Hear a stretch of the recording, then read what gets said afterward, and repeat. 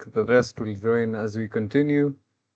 So just before I begin, I can say hi Sharon, hi Maloney, hi Kevin, hi B, hi Dan, hi Mary, hi Elijah. I hope you're all well. So we'll be tackling what is it called? It's called the Fowsniff CTF on Track Me. You could just open it. Let me give you a couple of minutes to just open it. So for anyone who's following along, you can open it so we can start.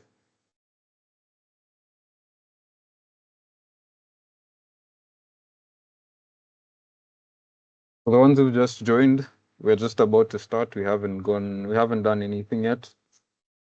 So if you can open your Track Me and your VM, if you want to follow along, get your things ready, then we'll start.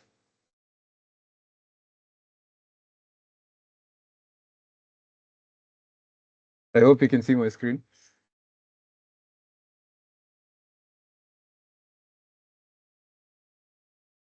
Anyone who can confirm they can see my screen? It's visible. Thank you. Thank you, Sharon. So, as I said earlier, we are doing the Fowsniff CTF on Track Me. It's a easy CTF, very basic. It introduces you to the different stages. Also introduces you to the different things you can do when you're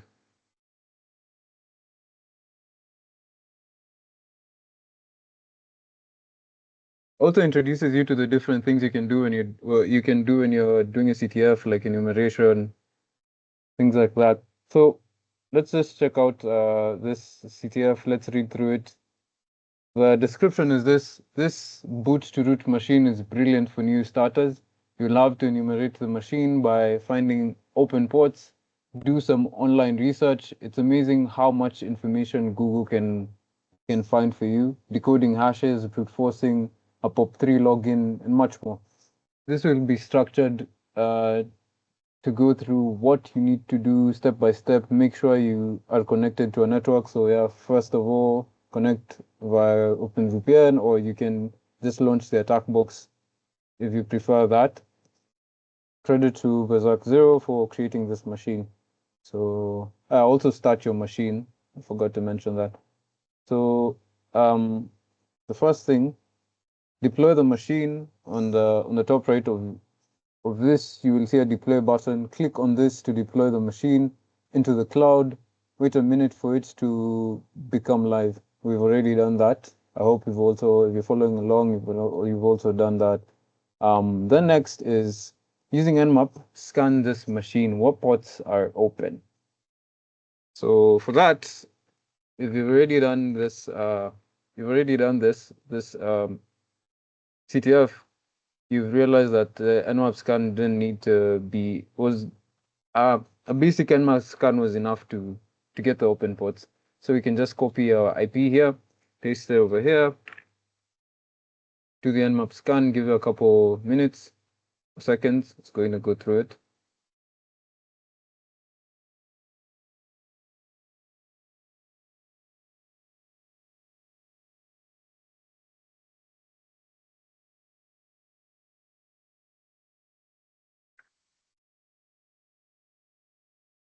Sorry about that.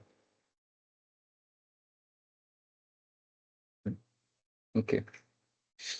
So let's give Nmap some time as it go through. It runs through the ports. See what we get.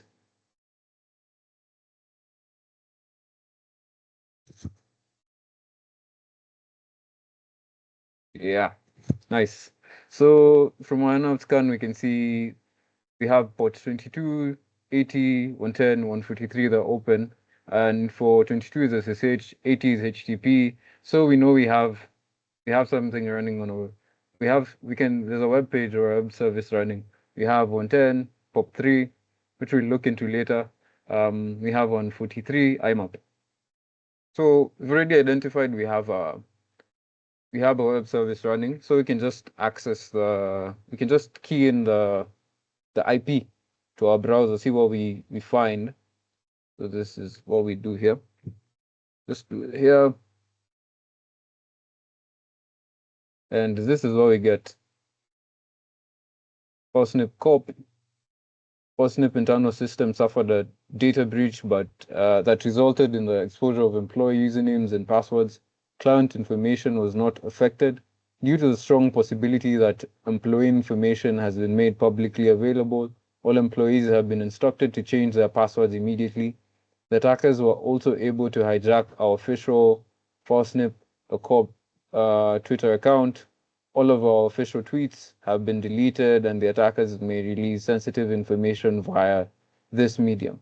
We are working to resolve this as soon as possible. We'll return to full capacity after service upgrade.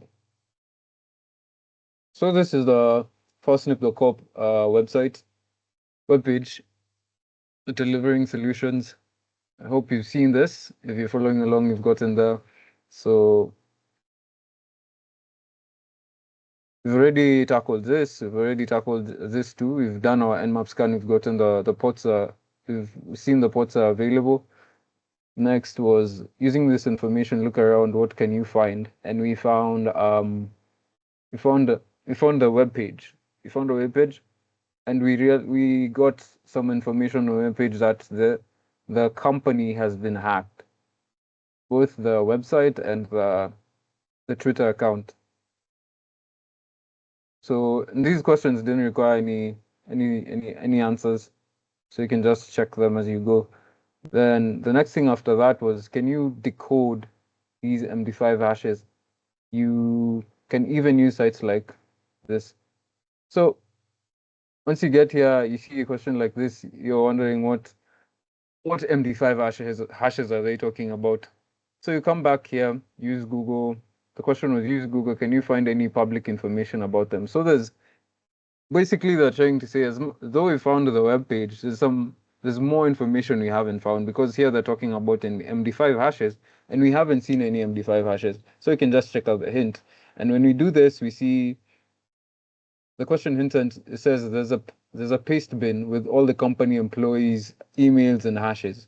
If the paste bin is down, check out the Wayback Machine, or there's this GitHub repository. Also, I forgot to mention, this is an open session. If you want to ask a question, you just go ahead and mute, ask your question. Also, if you want to contribute, you can do the same.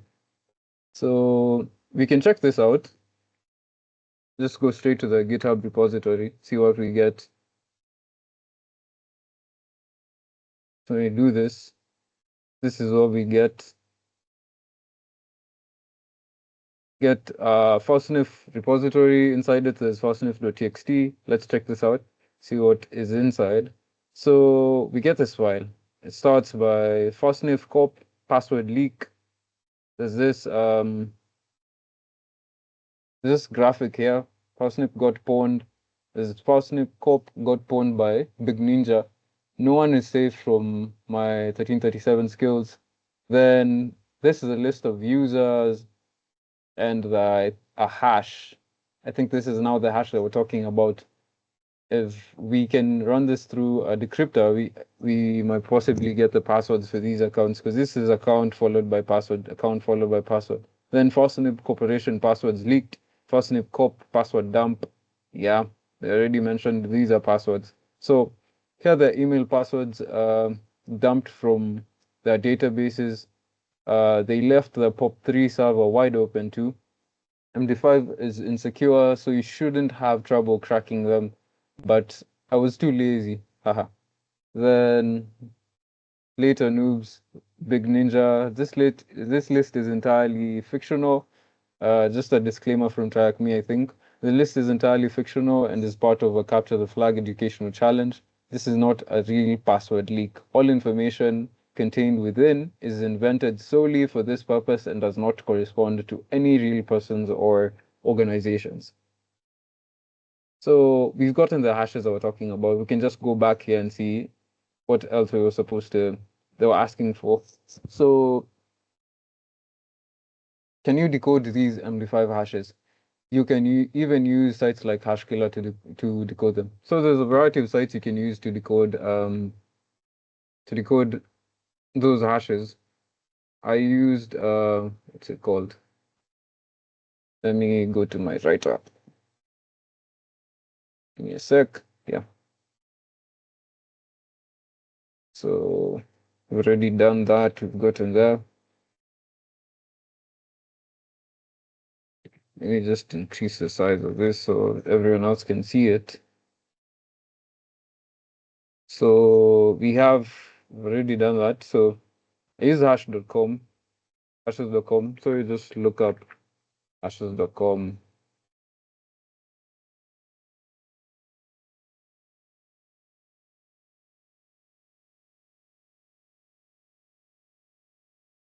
Yeah. So you can paste we want to decrypt these hashes at the end. So we'll have to edit this a bit to remove the user. So let me just edit that out. You can edit that out first. Give me a sec. I'm trying to use VS Code to edit this first. Opened. Yeah.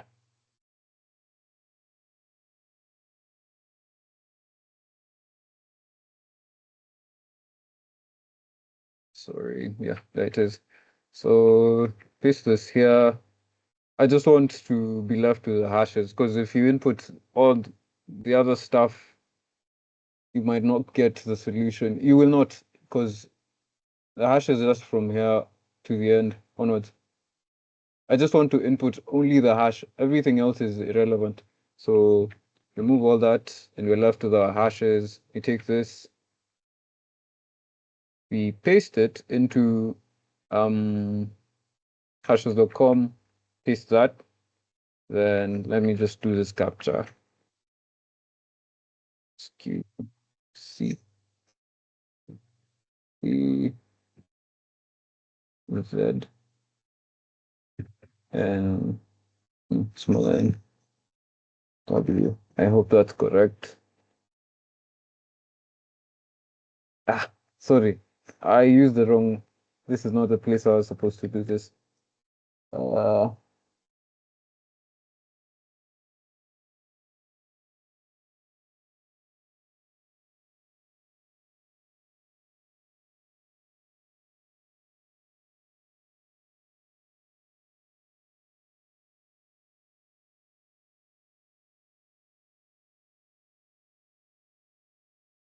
I hope this time it's the right place. A3Y. So,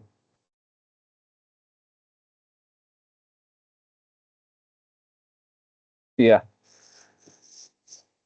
So once you decrypt, this is what you get.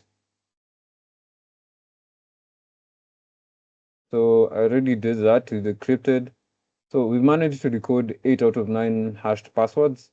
We've gotten this, gotten these 8.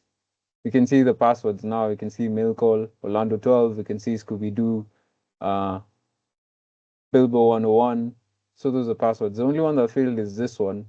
And I think it belonged to a user called, what was that user? VS Code. See. The user was Stone at Fowsniff. That was the only one that didn't, we couldn't manage to decrypt. So we can just copy this because we're going to use it later. Copy this, have it somewhere. So yeah, we have that. So let's go back to track me. So can you decode the MD5 hashes? You can even use, we've already done that, so that's okay. We've decrypted our hashes. We've got the passwords. Now the next thing was using the usernames and passwords you captured. Can you use Metasploit to brute force the POP3 login? So we have our passwords. At this point yet, we don't know what POP3 is. We have our usernames also. And we've also been asked to use Metasploit. So we could just come over here, check out Metasploit. Sorry, actually Metasploit.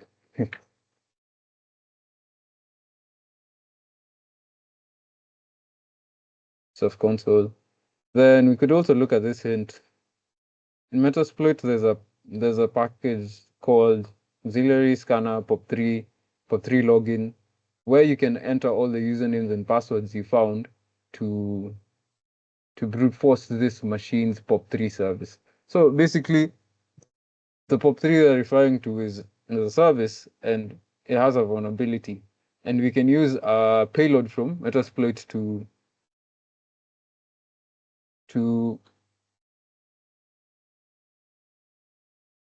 exploit that vulnerability. So once you're in the Metasploit console, we need to search for the for the um, POP3 vulnerability. So you can say POP3 login, see what we get. Okay, yeah. Yeah. Once you search, this is what you get: auxiliary scanner, POP3 login. Sort of what they had already mentioned. Yeah. So once we do this, we could switch immediately and just use that. So use the index. So now we have the POP3 login module. Then after this, you need to check what the requirements, the parameters are required so we can use it. So we say options, and this is what we get. So we have a couple of things. We have anonymous login, required, yes, blank passwords, root for speed, DB all creds, password, pass file, our host as usual, our ports, username, user file, all this. So we're going to input our requirements. Pardon? Miriotino is, are you asking a question or? Okay, we can continue. So we've gotten this, and here, when you go back to a question here, they were saying using the usernames and passwords you captured.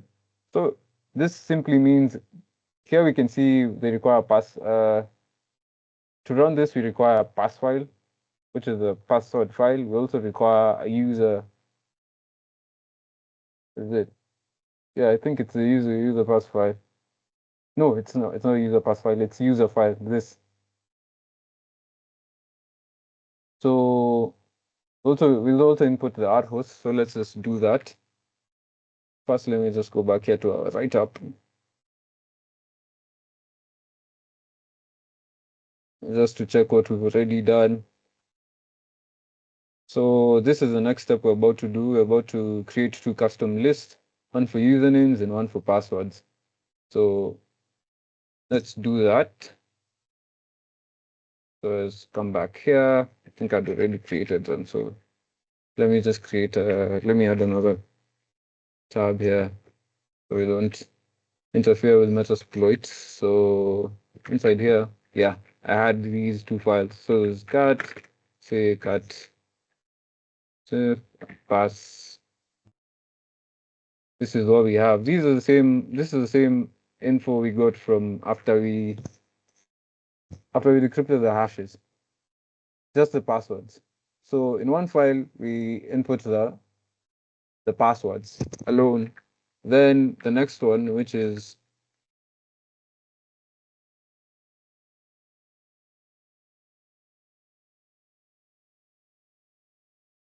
in here, we just have the users: Marwa, Mastika, Baxteen, Sienna, all that. So this is what we're going to use as parameters in Metasploit. So moving on. So using the POP3 login module in Metasploit, we can attempt to brute force the POP3 service using a custom list we just created. So let's set the required parameters, then we'll run the exploit. So first we'll start with, scroll down here. This was the output from when I was running this earlier. So we'll set our host, we'll set the user file, we'll set the password file, we'll set verbose to false, we'll set stop on success to true. We're just doing this because we don't want that long output. Also, if you're following along, this will take quite a while to run. It's Metasploit. So let's come back here to our Metasploit console. Let's set the different things we're supposed to set. Let's start with our hosts.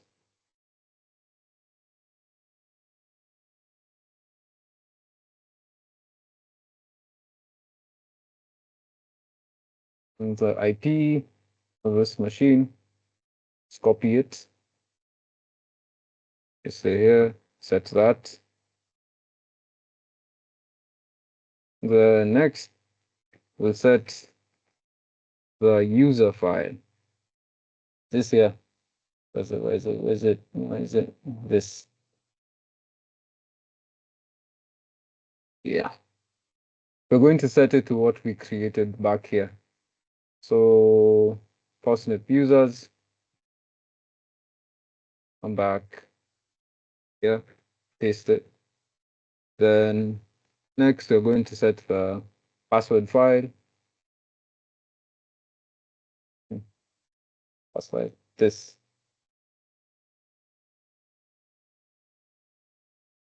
We set it to our password file, custom password file, which is this.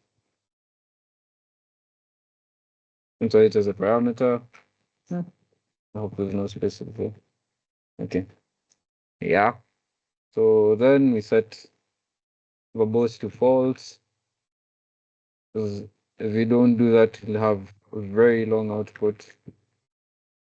And we just want to use the exploit and see what if we got a hit. Everything else is just going to be irrelevant. So that's why I'm using set verbose to false.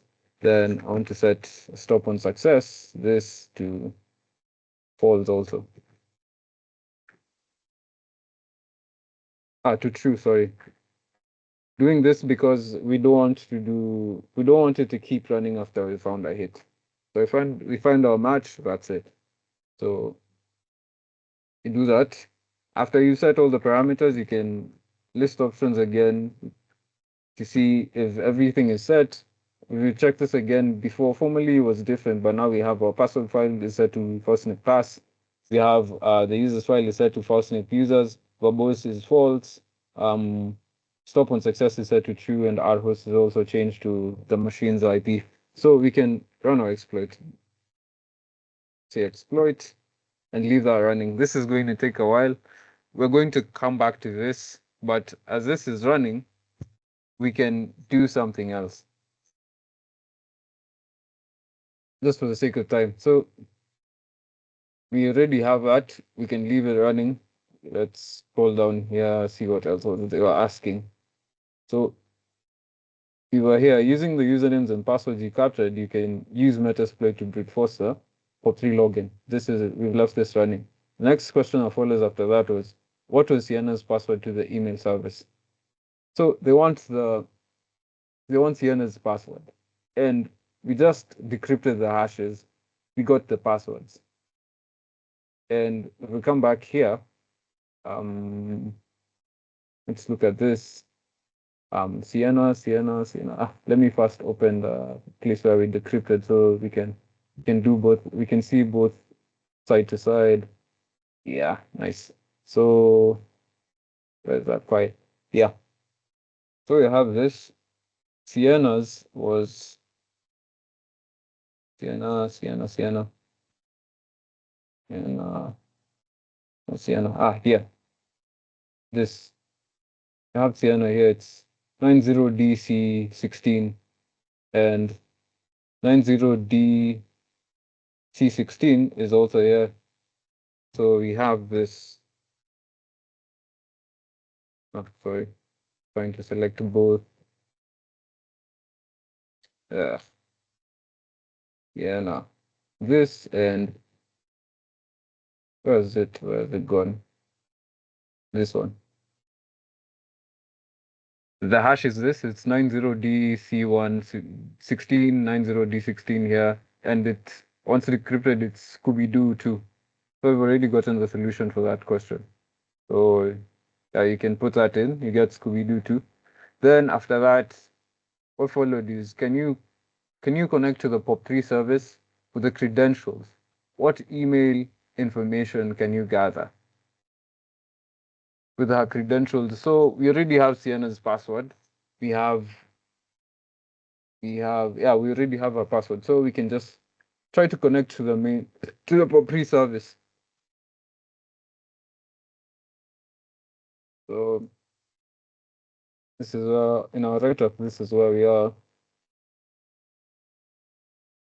So the credentials we have, they're asking us to use a Sienna. The password is Scooby-Doo 2. So to do that, we can use a netcat. We can run this command. To run this, let's see what we get. So we come back here.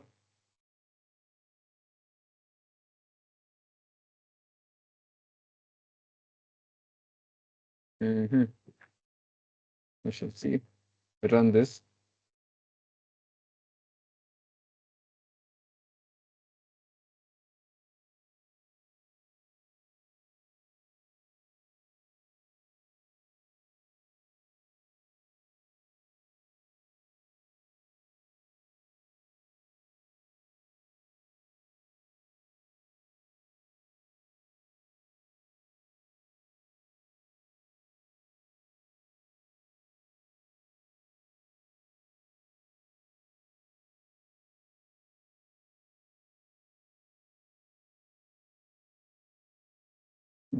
Oh, sorry. I made a mistake. This is the wrong IP. So the IP from earlier. So and see, let me copy this IP again in the port. Nice. So we get this. So we're inside the mail server. The Fowsniff mail server. We've used no, we have not used it. We're about to use what was her name? About to use Sienna's credentials to log in. So to do this, you say user and user has the spelling of that name. You have SEINA. You enter that, then after that you say the password. Then we do.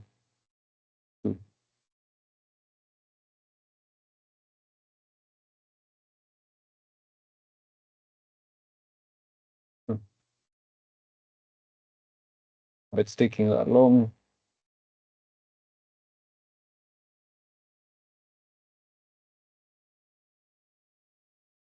Okay, nice. So back to right up here. Once logged in, the list command can be used to see a summary of the messages and the retrieve command to retrieve them. So let's look at what we have in the mail server. We can say list. Once we list, we see we have two messages. And like I mentioned, we can say retrieve to see the contents of the message. So you have retrieve, we say retrieve one, receive message one. This is what we get. Get this. Let me just check if our exploit hasn't we have a Metasploit hasn't run yet, it's still running. So this is what we get from message one. Have return path, stone at Fowsniff, you have Sienna at Fowsniff, delivered to Sienna at Fowsniff, received by that. We have two, Backstein at Fowsniff, more at Fowsniff, I think all the other users.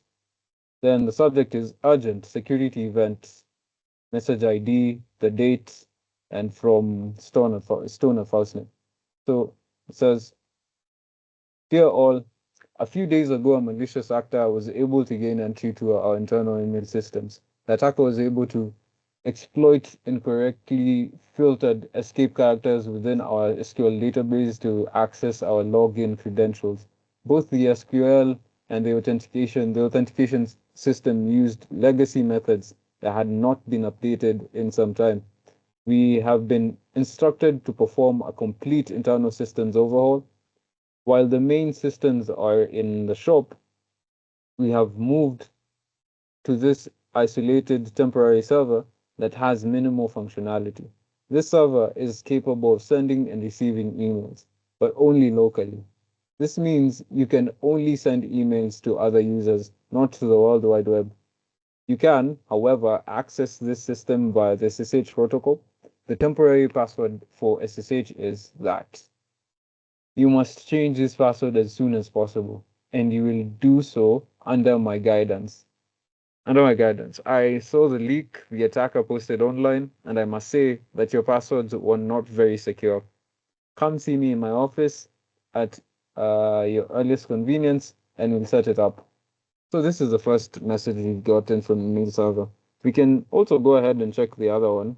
So three, was it? What was the number of that? It was two. So two. You check this one too. It's the same format. Deliver to, received by, delivered to Sienna at Fowsniff. It's received by Fowsniff, then to Sienna at Fowsniff. Subject, you missed out. The date from Backstein at Fowsniff. Devin, you should have seen the bracelet into AJ today. We are going to be talking about this one for a long time. Who knew the regional manager had been in the Navy? She was swearing like a sailor. I don't know what kind of pneumonia or something you brought back with you from your camping trip, but I think I'm coming down with it myself. How long have you been gone? A week? Next time you're going to get sick and miss the managerial blowout of the century. At least keep it to yourself. I'm going to head home early and eat some chicken soup. I think I just got an email from Stone too, but it's probably just some let me explain the tone of my meeting with management face-saving mail. I'll read it when I get back. Feel better, Skylar. Cheers. Make sure you change your email password. AJ has been telling us to do that right before Captain Profanity showed up. Yeah. So I think the second one is just basically banter. The first one is the one that had quite some info because we see the temporary password here for SSH. So meaning we can access the server via SSH and see what we get. So back to right up here for a sec, just to see what we've already done. Yeah, we're at this step, we've already logged in. List, we've used the list the command. And this is a part of the email that we're going to use. It's a temporary password. So back here also to our track me. The next thing we're asking for is, it said, looking through her emails, what was the temporary password set for her? And we've gotten that. We found that in the content of the first email. So this. So the next part is in the email, who sent it? I mean, yeah, I think here they meant who sent it. Just edit this as we go. Who sent it? Using the password from the previous question and the sender's username, connect to the machine using SSH. So this is the next step we were about to do. So we can just decide using the password from the previous question and the sender's username, connect to the machine using SSH. So we can just come back here if we're looking for the sender.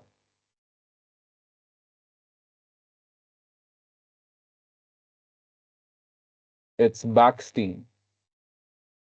Sender's Backstein. If you also want to figure out who the sender is, you can use something like Hydra, run the password file which we had here against the SSH and the IP, and you'll probably get a hit. You'll get that it's Backstein. So we can do that. We can say, okay, this hasn't, this is what I was talking about. Metasploit is going to take a while. This is why we left it there just to run. But we can proceed even without this because we've already gotten we've already gotten the credentials that we need, and now we even know that we can use SSH.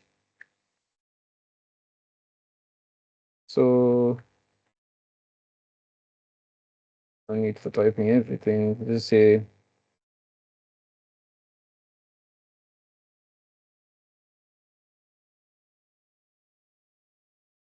SSH backstein, sorry, the IP of a machine. So do that. Then the usual formality, say yes. Then the password will be just somewhere here. Yeah.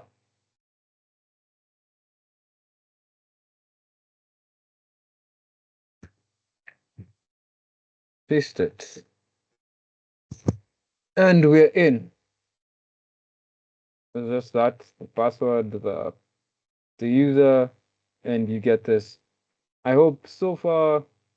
Any questions so far? Any questions? How we got there? Okay, so we'll continue.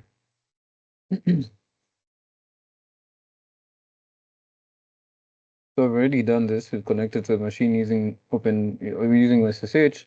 Then once connected, what groups does this user belong to? Are there any interesting files that can be run by that group? So to check that, we can just use a groups command. Sorry, groups. We run groups and we get users and backstein. After you check this, once you check this, you'll come to realize that users and backstein, they have no pseudo privileges. So back here to our write-up, we've already done that.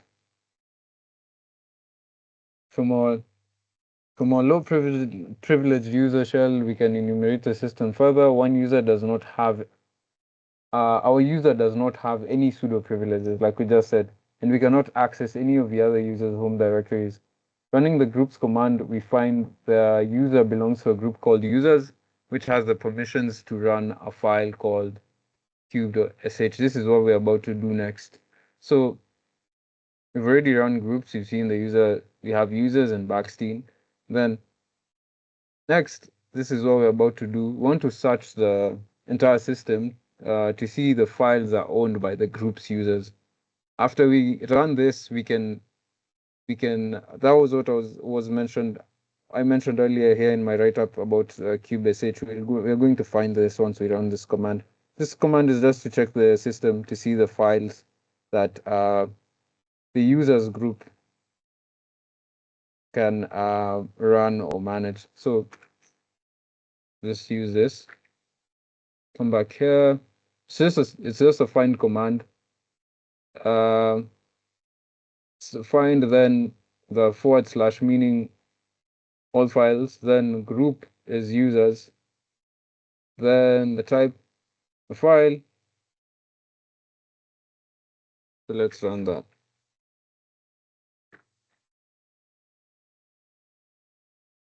So once you run that, this is what you get at first. It's still loading. There's a couple more files it's going to bring up. Yeah, that it is. It's done. So once you analyze these files, you'll come to realize that the only file here that seems that we can exploit is the first file that shows up. This one. opt cube.sh. And at first, I also didn't know how to move on after this. But once you look at the track, me questions, they give you some hints. Right here we've already done this, and they asked, are there any interesting files that can be run by that group? But let's say you got here before. I also got here, and I was wondering, what file this was, because hey, going through all these files is kind of to figure out which one has which one we can use is kind of a lot of work. So if you read through this, you'll see something like, now you have found a file that can be edited by the group. Can you edit it to include a reverse shell? Still, we don't know which file this is, but they're talking about running a rev shell on using that file. So here's a script of the rev shell, a link to other reverse shells. Then still we don't understand what they're talking about because we don't know which file. Though I had already mentioned it's this one, we're assuming in this case you're doing this for the first time and you have no idea. If you now this is where you get the hint. If you have not found if you've not found out already, this file is run as root when a user connects to the machine using SSH. We know this as when we first connect, we can see we get given a banner with Fowsniff the cop. They're talking about this banner with Fowsniff the cop. Look in etc updates motd.d file. If after we have put our reverse shell in the cube file, if we then include this file in the motd.d file, it will run as root and we will get a reverse shell. So this is the hint. There's a file that when we run, it has some pseudo privileges. So in that file, we can input our payload. Then after we input our payload, we can create a rev shell. From that rev shell, we can gain admin access. So I'll come back here. Already done that. Gotten our output.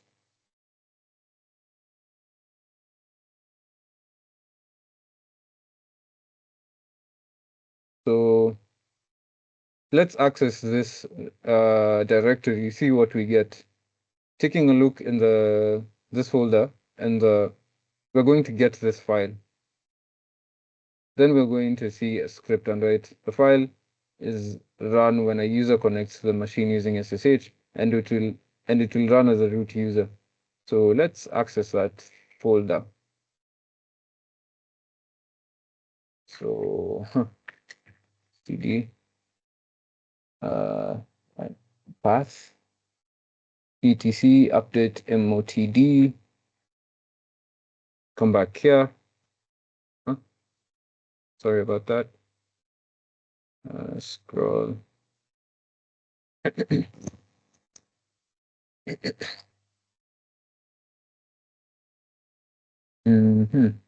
MTD.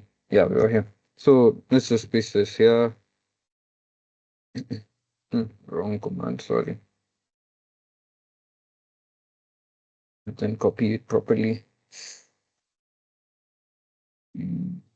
This.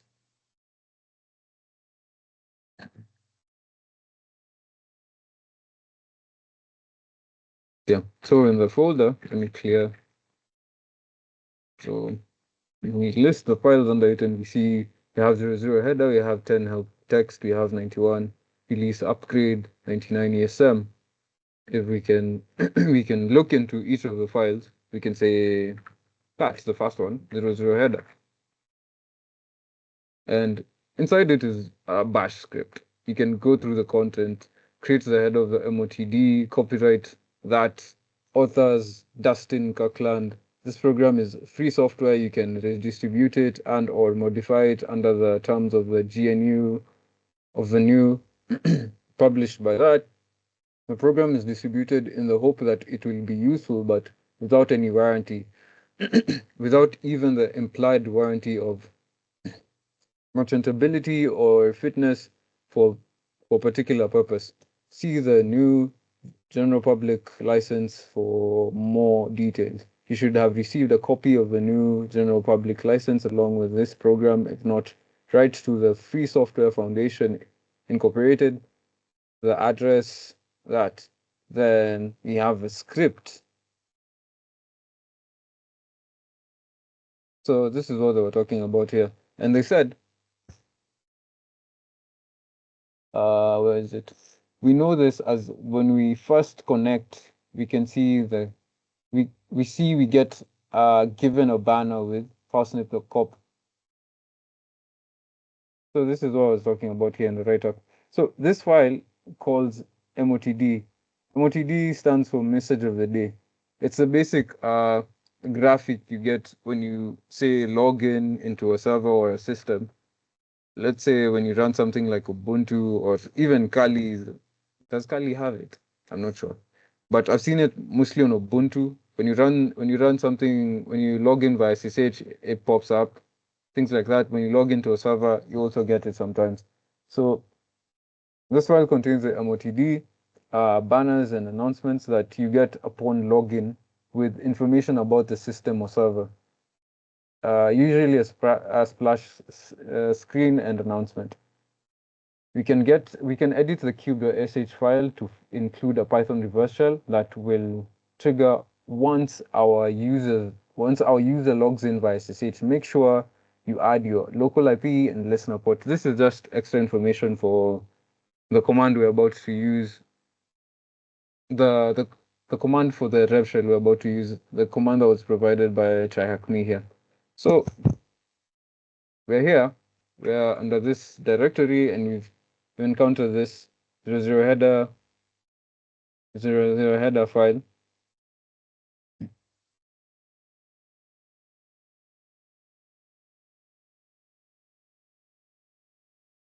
So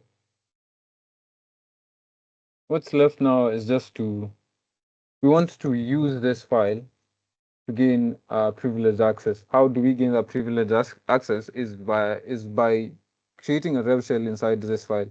Because we've already been told that this file runs at startup and it runs with privileged it runs with admin privileges. So we can access it in a cd t cube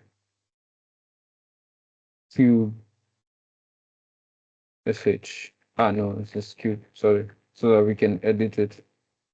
So when we list here, we have cube.sh, then we can access it, say vi or whatever text editor you use.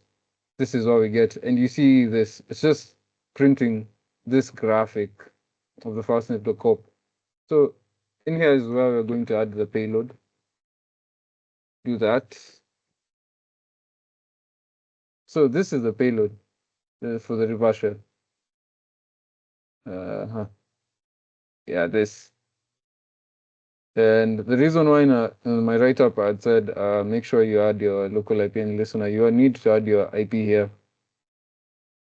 So let me just take this, copy, edit it a bit instead of editing inside VI, because inside the code editor it becomes a hassle. So IP is here. Just take this. That slot for IP here.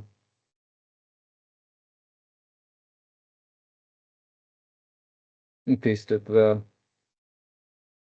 And copy this, take it back to our VI.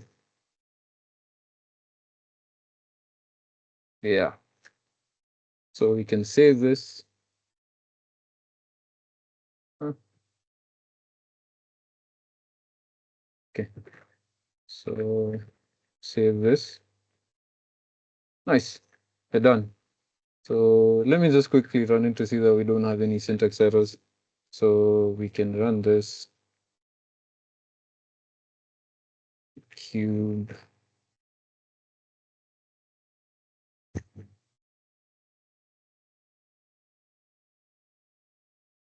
Yeah, we're good. Connection. That is just an error that we're going to solve once we run the once we start running the listener. You see what happens after this. That's not a syntax error. So let me just check our metasploit. Yeah, this is what you're supposed to get. So though it took a while, we would have, if we waited, we would have still been here, but we just went ahead and used our Lendera on the mail server, and we got access. So Metasploit did run and it got a hit success. You see, the same credentials is still used. Sienna, Scooby-Doo, the two. So yes, it does work, but it takes a really long time to get the match. So that's clear. If you have any questions, you can ask. So let's come back here. So we've already edited the cube.sh that script. Next, even here in the they're asking here. Now you have found a file that can be edited by the group. Can you edit it to include a reverse shell? We've already input our payload. If you have not found, I've already done this. Other reverse shells here. Oh, this didn't require anything. So next is just setting up the listener so that we can run what we're trying to achieve is when we run, we've identified that script, the cube.sh, it runs at startup and it runs with admin privileges. So if it runs, it would also run the payload that we included in the code. And that code is what is going to give us access. And when we run the listener, we're going to see that. So let's quickly run this. Here let me just exit this first because we need to exit so that the script can run. The script only runs at startup, so I have to exit here. Yeah. Let me create another tab here so that we can run the listener side by side. Split bottom. Yeah.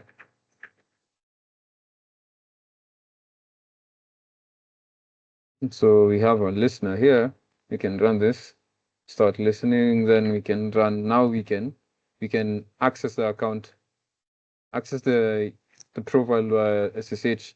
Do that, follow the process, then ask for the password. Let me copy the password. You have the password here. Take the password. Yeah, it's here. So we copy this, paste it here, we gain access, and you can see what happens. Once we run it,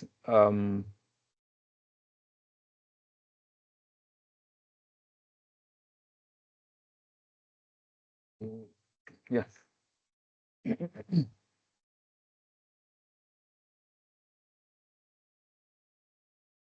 So when we open a separate terminal and log in via SSH, we should now get a reverse shell as a root user within our listener. This is what happened here.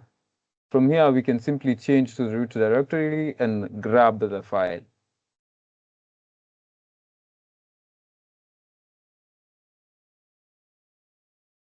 So to confirm this, we can run the simple commands. We can check the user. Say, who am I? We see that we're root. We're root. We can also snoop around, check what we have. We can say ls, and this is what we get. Let me expand this. This is what we get. We get root. We get these folders. So we're trying to find the flag so we can go straight into root. We have the root folder here, so say cd root, and we say ls, and we get two files. We get mail directory, we get flag.txt, and obviously we're looking for flag. Flag.txt is what is most relevant to us, so we can just say cat flag.txt,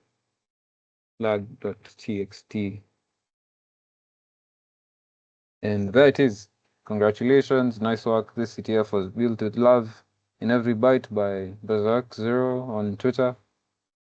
Special thanks to PSF, and I don't know what that is, and the whole full file team. Yeah, but done. That's it.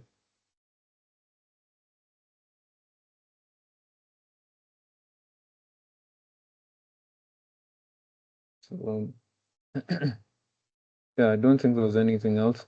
Next thing it was if you're really stuck, there's a brilliant walkthrough here. You can check out the walkthrough. If it's easier, follow this walkthrough with a deployed machine on the side. Yeah, that's it. There was nothing else we're required to do here. So quick run through where we started. Um,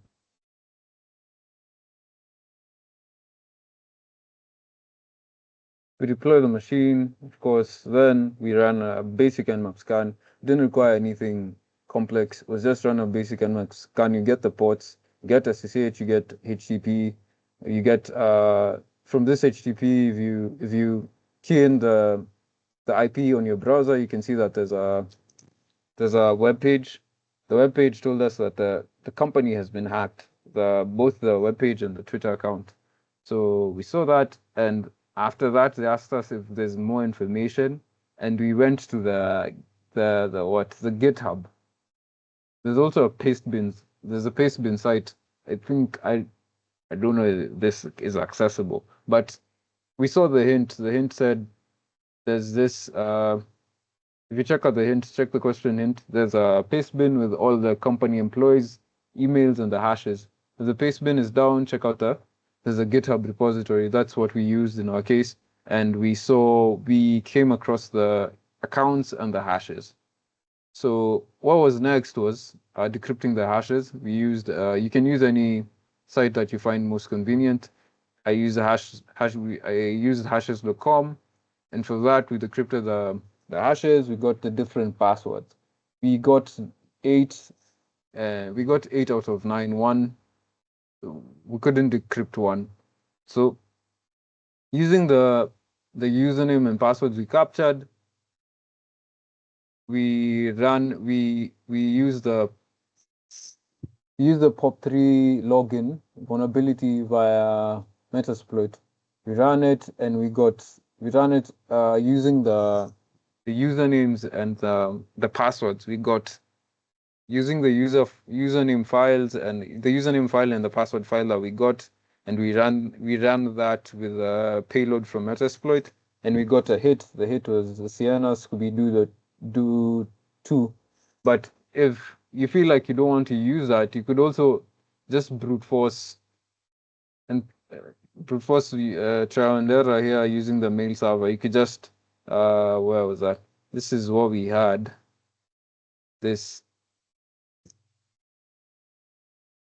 If you feel like you don't want to wait for Metasploit, or this is just another alternative, you could play around with this. We got the passwords for the different accounts, so you could just come here to the mail server, say, what was it?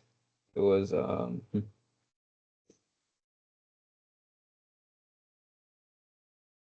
was this?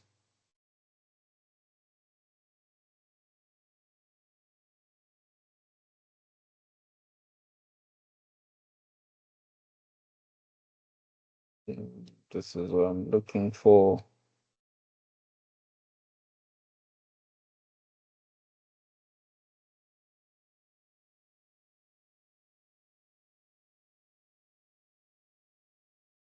Yeah, you could just access the mail server. What I was saying is you could do this. Let me exit here. You could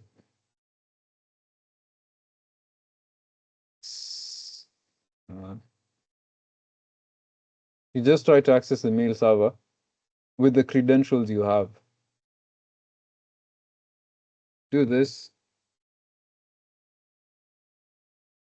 and play around. Let's say you come here and say the first one. What did we have? We had more. This and we MAUER. You'd say just try to access, you say this guy. You have a user, then you say the password. His password was what? His hash was 8A28. 8A, yeah. Mail call. You copy this and you paste it here. You say password.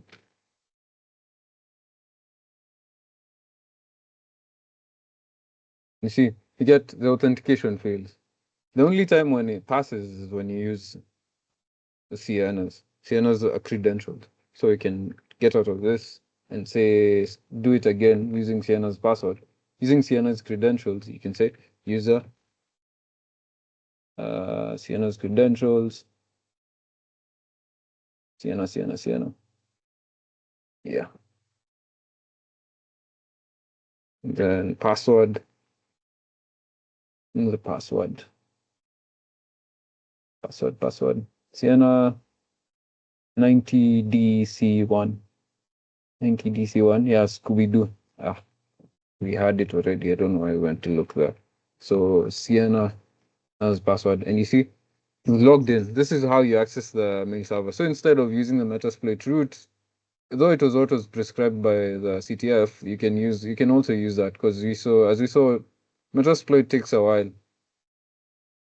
But finally, it also got the same thing that we just used. So if you do this, once you run this, you see you've already logged in, and this is how we access the rest. Because here we just said list, and we got the messages, and from the messages is where we got the context. The context, and finally, because we did after this, we said list. We already said list, so we retrieved one of the messages. So is RETR, then you say the first message, and this is what we got. This is the one, this was our biggest hit. We got all this, the message talking about the the hit that just happened on the company, and also mentioning that they had moved to another server, but they were using it was a temporary password, which was this. And the I think the sender was advising them to change the passwords. So this is what we used. So after that, mm, after that, we got the info, we got the password. Then that info is what we use to SSH, and we use the password, and the user was what? What was the name of the user? Backstein. It was Backstein's account, then SSH, and we already had the password, so it was this.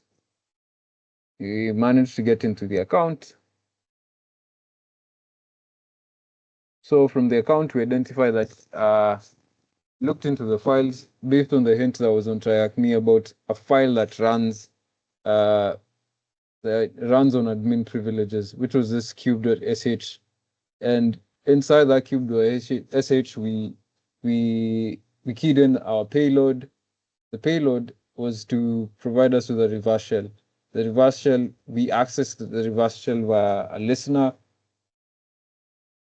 So let me scroll through this. Okay.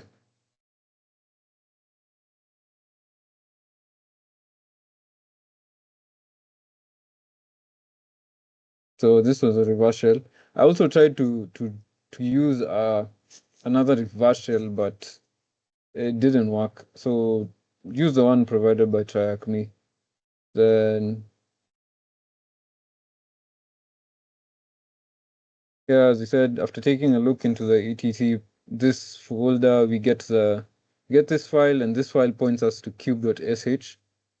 The cube.sh is the one that's running the MOTD, message of the day, basic the basic info that you get when you log in, which was this Fowsniff corp and this graphic. So inside this file, we identify that this file runs on admin privileges. So inside that file is where we put our payload. And once we logged out and ran that against the listener, we managed to get a reverse shell. So in the reverse shell is where we we were we had root privileges. So from the root account, from the admin account, we checked the files, we managed to see we have a root folder, and in that root folder is where we got our flag. I think that's it. So if you have any questions, you can ask. Feel free to ask if you have any questions. There's nothing else after this. We've already gotten our flag. So I hope if you're following along, you also managed to get that. Any questions?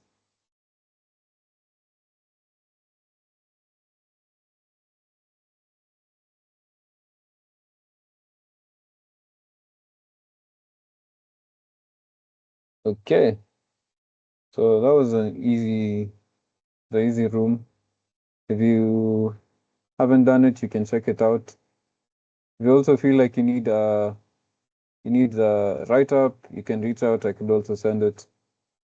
Or so you could just search online if you need if you want to get more info about it.